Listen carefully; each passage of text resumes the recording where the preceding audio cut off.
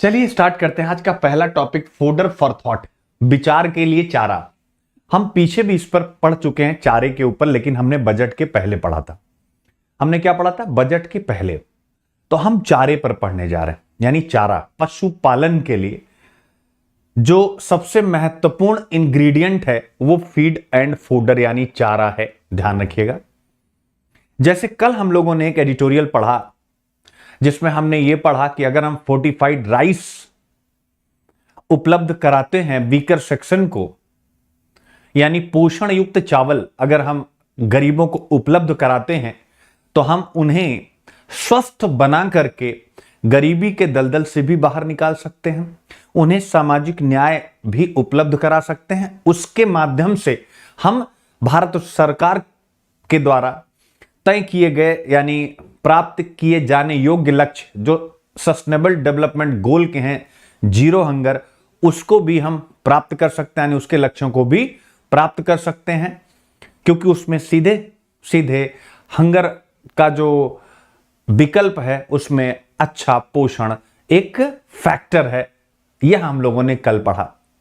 तो जिस प्रकार से एक व्यक्ति को स्वस्थ बनाए रखने के लिए बेहतर पोषण की आवश्यकता होती है और सरकार ने एक इनिशिएट लिया कि अब हम क्या करेंगे, यानी सरकार ने इनिशिएट लिया कि पीडीएस यानी टारगेटेड पीडीएस के तहत, पोषण अभियान के तहत और इसी प्रकार की अन्य योजनाओं के तहत, आईसीडीएस के तहत सरकार जो भी वीकर सेक्शन है उनको फोर्टिफाइड राइस उपलब्ध कराएगी। और हम लोगों ने आखिरी में पढ़ा था निष्कर्ष में कि इसका विस्तार किया जाना चाहिए, इसे दलहन में भी इंट्रोड्यूस किया जाना चाहिए, तिलहन में भी यानी तेलों में भी इंट्रोड्यूस किया जाना चाहिए। ये आपने और हमने हम सब ने पढ़ा।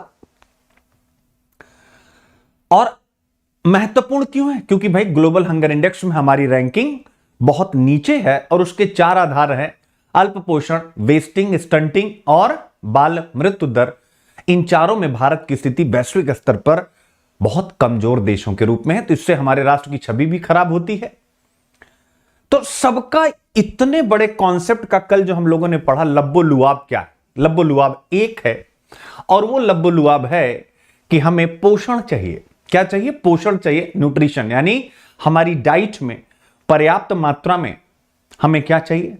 हमें विटामिन चाहिए, हमें क्या चाहिए? मिनरल चाहिए, हमें क्या चाहिए? कार्बोहाइड्रेट चाहिए, हमें क्या चाहिए? फैट चाहिए, जितनी नीड हो, और फिर उससे एक हेल्दी मानव बनेगा। सेम वही कॉन्सेप्ट आज हम यहां पढ़ने जा रहे हैं कि जो हमारे पशु हैं, उन पशुओं को भी अल्प पोषण, वेस्टिंग, स्टंटिंग, इन सब से निकालने के लिए और उन्हें भारतीय अर्थव्यवस्था का एक बड़ा भागीदार बनाने के लिए बेहतर चारे की आवश्यकता है। तो इस स्तर पर कल के टॉपिक से इसको जोड़ दीजिए। अब हम क्यों पढ़ रहे हैं? आपको लगेगा कि भाई हम चारा क्यों पढ़ रहे हैं सर, ये क्या लेकर के आए बिजनेस लाइन अखबार? तो चारा हम पढ़ रहे हैं because of the economy GS paper 3, और याद रखें because of the chapter number 3, ठीक है। और यहां पर इसलिए पढ़ रहे हैं कि एडिटोरियल राइटर ने एक प्रश्न उठा दिया कि जो बजट 2022-23 प्रस्तुत किया गया है उसमें चारे की यानी फीड एंड फोडर की उपेक्षा की गई है, ध्यान नहीं दिया गया।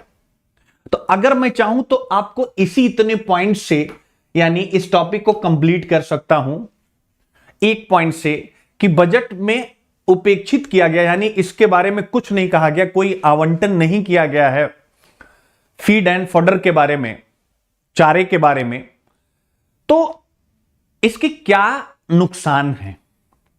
तो आगे एक एनालिसिस बताया गया है, एक रिसर्च का आधार लेते हुए, कि प्रायः एनिमल हस्बेंड्री में या जो है एनिमल इकोनॉमिक्स में एक संकल्पना आती है नस्ल में सुधार कर दिया जाए सॉरी, क्या किया जाए? नस्ल में सुधार कर दिया जाए, यानी हाइब्रिड नस्लों को तैयार किया जाए जिससे ज्यादा दुधारू गाय, ज्यादा दुधारू भैंस, यानी दूध वाली गाय, दूध वाली भैंस, ये सब हम तैयार कर सके, ऐसे ही अच्छे चिकन्स और इस प्रकार की चीजें हम बना सके। यहां पर अंत में ये प्रूव किया गया है कि रिसर्च में कि अगर हम बेहतर फीड एंड फोडर उपलब्ध कराते हैं पशुओं को, तो वह अपने आउटकम में नस्ल सुधार से कई गुना ज्यादा बेहतर रोल निभाता है एनिमल इकोनॉमिक्स की जीडीपी में भागीदारी में। तो यही पॉइंट आप रट लीजिएगा, यही आपको लिखना है, बाकी तो सब माया है और कहानी है जो हम कहने जा रहे हैं। आप इतना ही लिख लीजिएगा और बजट में इसकी उपेक्षा हुई है, ध्यान रखिएगा। तो बस पूरा का पूरा लब्बो लुआब इतना ही है। अब हम लोग आगे बढ़ते हैं यहां से। क्यों हम पढ़ रहे हैं? Why? Because of the economics. और इधर देखिएगा, इकोनॉमिक्स ऑफ एनिमल रियरिंग, पशुपालन संबंधी अर्थशास्त्र, तो सिलेबस का पार्ट है और ना कि केवल पार्ट है। यूपीएससी का क्वेश्चन भी है 2015 का। क्या क्वेश्चन है? ग्रामीण क्षेत्रों में, अब आप सोच लीजिए, कृषि से इतर रोजगार और आय का प्रबंध करने में पशुधन पालन की बड़ी संभाव्यता है। यानी पशुओं, भारत में इस क्षेत्र की प्रोन्नति करने के उपयुक्त उपाय सुझाते हुए चर्चा कीजिए।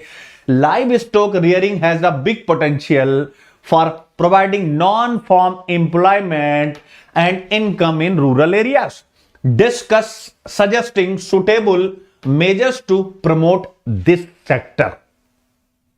अब मुझे बताएं क्या कह रहा है कि यानी अगर हम एनिमल रियरिंग पर फोकस करते हैं, लाइव स्टॉक रियरिंग पर यानी पशुपालन अर्थशास्त्र पर फोकस करते हैं, तो हम किसानों की इनकम को बढ़ा सकते हैं। क्यों? क्योंकि ऑब्वियस है, जो एग्रीकल्चर का प्राइमरी सेक्टर है कृषि और उसकी सहायक गतिविधियां, तो जितनी भी सहायक गतिविधियां होती हैं, ठीक है, वो सब रॉ मटेरियल पर ही टिकी होती हैं। ध्यान रखिएगा एग्रीकल्चर के। तो ऑब्वियस है, महत्वपूर्ण भूमिका है। पहला कॉन्सेप्ट आप लोगों को पता है। अब दूसरा यहां पर अगर डिस्कस, हमारा जो फोकस है, discuss suggesting suitable measures to promote this sector. वो मेजर्स बताइए जिसके द्वारा आप इसको बेहतर करेंगे। तो भाई इस क्षेत्र की प्रोन्नति करने के उपाय उपाय उपाय, तो हम क्या उपाय पढ़ने जा रहे हैं? लिख दीजिए, टाइप कर दीजिए, लिख दीजिए भाई, हम क्या उपाय करने जा रहे हैं। हम कह रहे भाई फीड एंड फोडर, चारे की व्यवस्था। आप देवनागरी में भी, हिंदी मीडियम वाले बच्चे, फीड और फोडर ही लिखिएगा, क्योंकि आप जब इसको सर्च भी करें गूगल पूगल टूगल, चारा चारे ही आता है। तो चारा चारे में क्या, फीड और फोडर याद रखिएगा। तो यह है उपाय। अब इसके बाद हम जब एडिटोरियल अभी आगे पढ़ेंगे, तो पहले ही बता दूं, यानी फीड एंड फोडर को कैसे आगे बढ़ाएं। रिसर्च मैंने बता ही दिया कि फीड एंड फोडर क्यों, क्योंकि आप केवल फीड एंड फोडर नहीं लिखेंगे, आप बताएंगे वाई। तो वाई मैंने स्टार्टिंग अभी बताया आपको कि एक कंपेयर किया जाए तो नस्ल सुधार से ज्यादा महत्वपूर्ण होता है फीड एंड फोडर। वैसे भी यार जितना अच्छा खिलाएंगे ऑब्वियस आउटकम उतना ही अच्छा होगा। अरे अगर हम इकोनॉमिक्स के पिछले संस्करणों को देखें, यानी इकोनॉमिक सर्वे के पिछले संस्करणों को देखें, तो इकोनॉमिक सर्वे में स्वयं वर्तमान एनडीए सरकार के प्रथम कार्यकाल में एक चैप्टर शामिल किया गया था। पहले 2 वॉल्यूम में इकोनॉमिक सर्वे आता था, वॉल्यूम 1 वॉल्यूम 2, अब की बार केवल एक ही आया। तो पहले वॉल्यूम में आप देखेंगे तो पहला वॉल्यूम क्या होता था, एक फिलॉसफी होती है, इकोनॉमिक्स की फिलॉसफी आप ऐसा मानिए, अर्थशास्त्र का दर्शन। उसमें एक चैप्टर था मां और शिशु। उसमें रिसर्च किया गया था कि एक तरफ वे माएँ हैं जो हेल्दी हैं, उनके बच्चे कैसे पैदा हो रहे हैं, यानी उनमें स्टंटिंग कितना है, बेस्टिंग कितना है भी नहीं, वो हेल्दी हैं। और एक तरफ वो माएँ हैं जो एनीमिक हैं, उनके बच्चों का सर्वे किया गया। तो स्वाभाविक है, क्या निकला कि जो हेल्दियर माएँ हैं उनके बच्चे हेल्दी हो रहे, और जिन बच्चों को प्राइमरी लेवल से ही, यानी उनके पैदा होते ही, यानी उनके जब गर्भ में थे उसके बाद से ही और पैदा होने के बाद बेहतर न्यूट्रिशन दिया गया, तो जो दूसरे बच्चे थे जो इससे वंचित थे वो बेहतर क्या हुए, बड़े हुए, और वो बेहतर यानी प्रत्येक प्रकार से वह इकोनॉमी के लिए भी फायदेमंद होंगे। तो यही चीज तो पशुओं के लिए भी होगा ना भाई, जितना बढ़िया खिलाओगे उतना ही बढ़िया होने वाला है। तो ये चीज है, तो आपने बता दिया फीड और फोडर। तो इस क्वेश्चन में एक पॉइंट आपका आकर के चिपक गया। तो आप देख सकते हैं ये टॉपिक हमारे लिए कैसे इंपॉर्टेंट। अब आता है सम की ऑन द एग्रीकल्चर। अच्छा हाँ सॉरी, अब इसके बाद बजट में हमने क्या क्या खर्चा किया है, तो एडिटोरियल राइटर ने भी सारी बातें बताई हैं, तो ये सब हम लोग बहुत बार कर चुके हैं, आप देख लीजिएगा। यानी सरकार, इन्होंने प्रशंसा करी है कि हमने जो है क्या किया है, सब कुछ किया है। यानी हमने डिजिटल एग्रीकल्चर, किसान, ड्रोन्स, बहुत कुछ। लेकिन इनका कहने का मतलब है हमने फीड एंड फोडर को उपेक्षित कर दिया है, याद रखिएगा। यानी क्या क्या किया, जैसे कृषि के मोर्चे पर हमने क्या किया, टेक्नोलॉजी पर फोकस किया कि एग्रीकल्चर में हम टेक्नोलॉजी का बहुत इस्तेमाल करेंगे, ठीक है ना, क्लियर है। इसके अलावा हम क्लाइमेट स्मार्ट एग्रीकल्चर पर फोकस करेंगे, जीरो बजट नेचुरल फार्मिंग की, यानी जो जो बातें हुई हैं वो यहां पर जिक्र किया गया है, याद रखिए। इसके अलावा हमने क्या डिसीजन लिया कि जो यूनिवर्सिटीज हैं एग्रीकल्चर के, उनके हम जो सिलेबस होते हैं उनमें बदलाव लाएंगे, उनको हम टाइम के अकॉर्डिंग बनाएंगे, ये भी अच्छी पहल की गई। आपने किसान ड्रोन की बातचीत की, जिससे हम फसल का मूल्यांकन कर पाएंगे किसान ड्रोन के द्वारा कि फसल की वृद्धि कैसी है, उसमें कीट लग रहे हैं कि नहीं लग रहे हैं, वो सारी बातें, और उसके हिसाब से हम सुधार कर पाएंगे। इसके अलावा आपने लैंड रिकॉर्ड के डिजिटलाइजेशन की बात की, यानी भूमि रिकॉर्ड रहेगा तो स्वाभाविक हम बेहतर ढंग से सरकार कोई प्लान वहां इंप्लीमेंट कर पाएगी, ठीक है। तो ये सारी, इसके अलावा पेस्टिसाइड्स के लिए बेहतर प्लान किए गए, तो आपने सबके लिए, यानी कि इसका मतलब है कि आप कृषि में अच्छा कर रहे हैं और कृषि को आधुनिक बनाने के लिए यह बजट महत्वपूर्ण है। तो अगर आपसे कोई एक प्रश्न भी पूछे कि कृषि को आधुनिक बनाने के लिए क्या किया जाना चाहिए, जो किया गया है यही आप लिख लीजिएगा। ये सारी बातें हुई।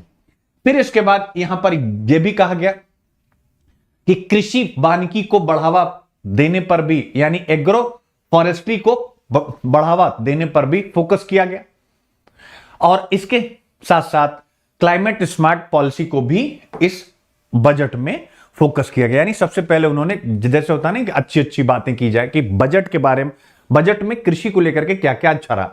अब इन्होंने पकड़ लिया वही पॉइंट आपके सामने, क्या छूट रही है, तो बस वही हो गया, फीड एंड फोडर सेक्टर जो है छूट रहा है, याद रखिएगा।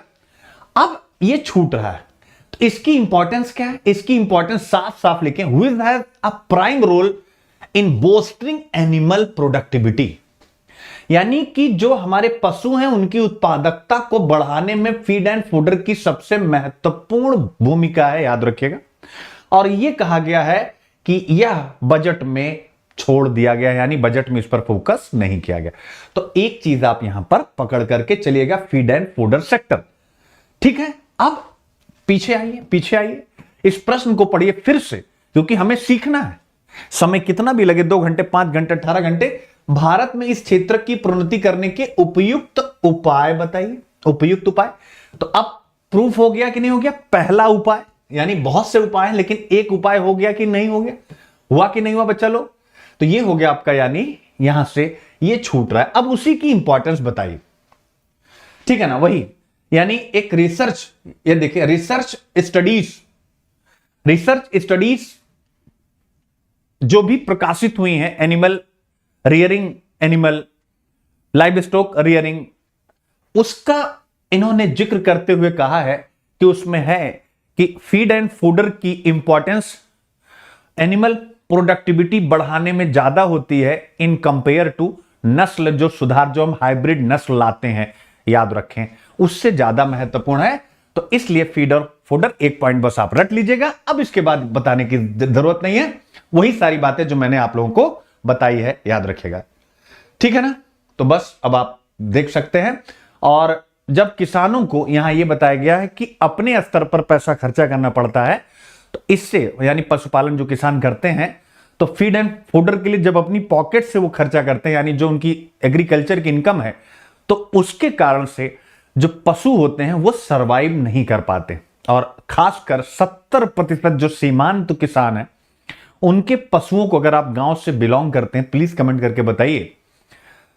मैं बिलोंग करता हूं इसलिए मैं बता रहा हूं कि अगर आप 70% जो मार्जिनल फार्मर्स हैं, आप उनके यहां जो पशु हैं वो चाहे छोटे, मैं कहता हूं अगर वो बकरी है तो भी, और अगर गाय है तो भी, अगर बफेलो है तो भी, कुछ भी व्हाटएवर, आप देखेंगे वो कमजोर दिखाई देते हैं, बिल्कुल कमजोर से, एकदम चुसके हुए से। Why? Why? Because of the feed and fodder का इश्यू। तो ऐसे में ये बड़ा अच्छा पॉइंट उठाया गया कि भाई आप बजट में इस पे सब्सिडी दो, इसके लिए व्यवस्था करो। आप कह रहे हो कि किसानों की आय को दोगुना करेंगे। अरे दोगुना कहां से होगी? आप तो उनकी जेब पर अटैक कर रहे हो कि तुम अगर पशु पालते हो तो फीड एंड फॉडर खुद करो। और जबकि गोदान इन्होंने भी पढ़ी होगी, गोदान उपन्यास, गोदान नॉवेल, मिस्टर मुंशी प्रेमचंद। आप सोचिए कि एक किसान, होरी क्या था? होरी किसान, उसका जो मेन एक्टर है होरी किसान क्या था? होरी किसान एक मार्जिनल फार्मर है, 70% किसानों का लीडर है वो, केवल एक कैरेक्टर नहीं है वो। तो प्रेमचंद होरी के माध्यम से यही चीज दिखा रहे हैं कि वो बंदा केवल अपनी लाइफ में उसकी एक ही आकांक्षा थी कि उसे गाय हो जाए उसके घर में, और गाय होगी तो उसके अंदर ये भाव था। पॉइंट को नोट करिए, अगर गाय होगी तो उसके बच्चे दूध पिएंगे, ताकतवर होंगे, बीमार नहीं होंगे। और गाय क्या है? ईश्वर का रूप भी है। उसकी ये साधारण सी इच्छा उपन्यास के अंत तक, यानी एक बार पूरी होती है, लेकिन फिर वो गाय मर जाती है एक्सीडेंटल, यानी किसी ने जहर दिया। तो और आप सोचिए कि जब वो गाय खरीदता उसके बाद से उसकी सारी समस्याएं प्रारंभ होती हैं। तो एक किसान गाय तक भी उपलब्ध नहीं करा पाता, मार्जिनल फार्मर। वही चीज तो यहां पर भी है। तो बड़ा अच्छा पॉइंट है। यानी अब एक यहां पर छोटा सा इंटरलिंक 2017 वाला जो प्रश्न था कि भारत में अधिकतर किसानों के लिए कृषि लाभकारी स्रोत नहीं रह गई है। तो ऑब्वियस है, अगर नहीं रह गई तो उसके कारण क्या है कि सरकार ने पकड़े रहेगा, कुछ आ गया दिमाग में। तो क्यों नहीं रही? बिकॉज कहां गए? इसलिए नहीं रही क्योंकि यही प्रश्न उसका उत्तर है। क्यों नहीं रही? बिकॉज ग्रामीण क्षेत्रों में कृषि से इतर रोजगार और आय का प्रबंध करने में पशुधन पालन की जो संभाव्यता है उसको सरकार नीति का रूप दे करके व्यवहारिक धरातल पर नहीं ला पाई है। अब आप सोचिए, उस प्रश्न का 2017 के प्रश्न का यह प्रश्न उत्तर हो गया। यह होता है QIP, नचा दीजिए पूरे क्वेश्चन को। ठीक है, तो यह हो गया, आप देख सकते हैं। ठीक है, तो अब समाधान आप लिखेंगे कि हमें पशुपालन पर फोकस करना है, बट उसके साथ साथ हमें जो सबसे महत्वपूर्ण इनपुट है, जैसे एग्रीकल्चर में हम कुछ भी पैदा करते हैं तो मेन इनपुट क्या है? बीज, उर्वरक, कीटनाशक। इनपुट, जब इनपुट लगता है देन आउटपुट आता है। तो एग्रीकल्चर में इनपुट के लिए सरकार अनेकों प्रकार की सब्सिडी, बीजों पर भी सब्सिडी, खासकर उर्वरक पर सब्सिडी, उसके बाद सिंचाई पर विद्युत सब्सिडी। तो उसी प्रकार से क्या पशुपालन पर एक व्यापक सब्सिडी की नीति सरकार को नहीं लानी चाहिए? जब तक हम उनके लिए हेल्पिंग हैंड ना बन पाए तब तक तो हमें ग्रांट ही देना पड़ेगा भाई ना। निबंध यूपीएससी ने पूछा कि ग्रांट यानी अनुदान से अच्छा है कि किसी का हेल्पिंग हैंड बनिए, लेकिन भैया प्रारंभिक स्तर पर तो आपको ग्रांट ही देना पड़ेगा, क्योंकि एक साथ आप सबके हेल्पिंग हैंड तो बन नहीं सकते। तो कम से कम आप अनुदान दीजिए। तो ये पॉइंट यहां पर जो डिस्कस किया गया, ये मैं आपके सामने रखना चाहता हूं। एक मिनट बच्चों, हो गया ये टॉपिक।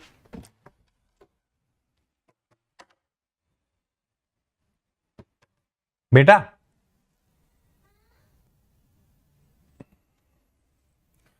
वो नहीं मिल रहा यार, वो हाँ हाँ मिल नहीं रहा, बोलो।